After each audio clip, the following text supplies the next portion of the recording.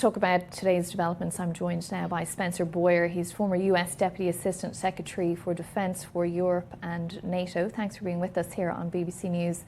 Many developments today. First of all, this phone call between Presidents Putin and Trump, and President Putin saying to President Trump, as he put it himself very strongly, that he would have to retaliate for Sunday's drone attack.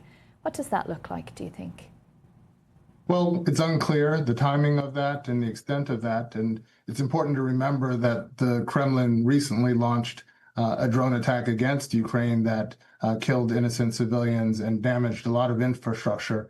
And so the talk by President Putin of essentially wanting revenge for the attacks really doesn't take into account some of his aggressive actions recently against Ukraine. In terms of what it looks like and where we are in the peace process, certainly it was positive that talks continued this week in Istanbul and that there were agreements to have prisoner swaps and an exchange of remains of fallen soldiers on both sides. But I am fairly pessimistic right now about a negotiated settlement for the war, largely because President Putin has not changed his aims of total state capture of Ukraine. And on the US role in all of this, we saw a kind of friendly Putin position from President Trump in the initial days of his administration that has hardened in recent weeks. But today, he didn't make any pronouncement on this threat from President Putin. Does that reveal something about President Trump's view on what he may do next?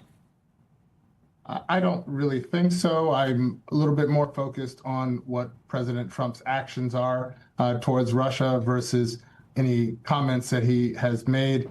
They have been up and down and have carried very mixed messages since he came into office. President sometimes has talked tough versus President Putin. Other times he's echoed really talking points out of the Kremlin about Zelensky being a dictator and Ukraine being the aggressor versus Russia. So, I think looking at what some of the president's actions have been, especially recently exempting Russia from its across-the-board tariffs, and the fact that so much of the president's actions have really been focused on increasing and improving the relationship with Russia, militarily, diplomatically, economically, that's what I've been focused on. He did make a threat last week, though, of a 2-week deadline for President Putin to kind of make a move towards peace. We saw President Zelensky today really appealing for more sanctions to be put on Russia. There's a very strong bill moving through Capitol Hill for more sanctions. Are those likely to happen? Well, there's certainly a lot of bipartisan support in the U.S. Congress for stronger measures against Vladimir Putin, against Russia, in particular in the Senate, as well as, I think, a lot of support for NATO and for making sure that we are being strong in our support of Ukraine.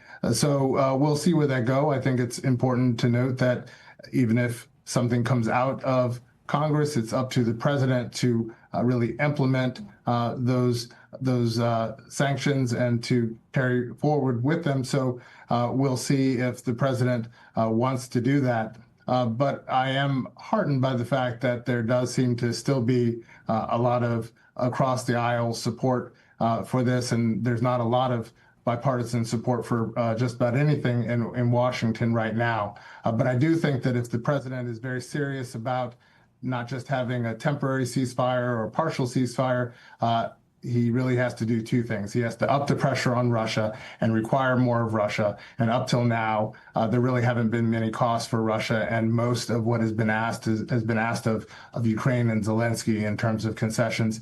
And there has to be more consequences for Russia, as well as stronger support, in particular air defense systems and other military support. And I thought the UDCG, the Ukraine Defense Contact Group meeting today, showed a lot of support among our allies and partners for Ukraine. Mm.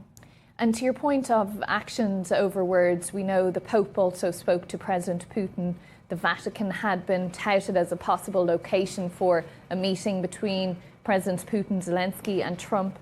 Is that required to move things on to the next stage?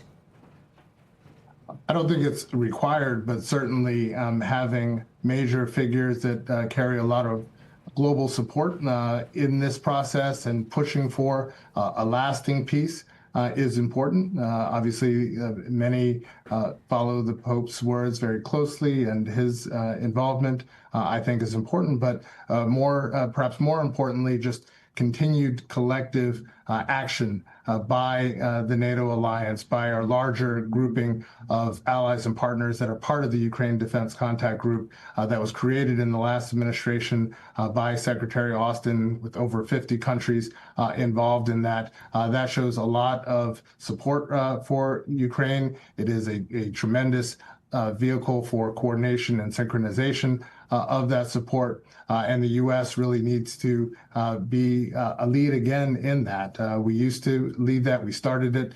We've left leadership to others and have pulled back with our Secretary of Defense not being at the meeting today. So I would love to see us take a larger lead in that again and really drive that forward. Of course, he will be at another meeting tomorrow, so we'll watch to see what comes out of that. Spencer Boyer, former US Deputy Assistant Secretary of Defence for Europe and NATO, thanks for joining us here on BBC News. Thank you. More than 20,000 people have been evacuated